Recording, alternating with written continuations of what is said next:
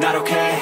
All I want, and I pray, all I need are some better days. Fuck me, I'm looking in the mirror, so foggy, but I've never seen clearer. I don't really think anyone can save me, and honestly I'm not really sure I want saving. I like to be my own worst enemy. There's no risk if you don't try at anything, so I'ma just get buying everything. See you in the next life, hope to be a better me. I don't think that my head's on straight, gotta flip it and grip it and go and get an x-ray. What's wrong with me? I just feel weight pushing on my chest and it squeezes till I suffocate. Better change my mindset, meditate. It's pretty cool that I'm alive and have better days. I could walk, see, hear, I should celebrate. Think I could change my mind, maybe elevate. Living life, everyday, late at night, not okay.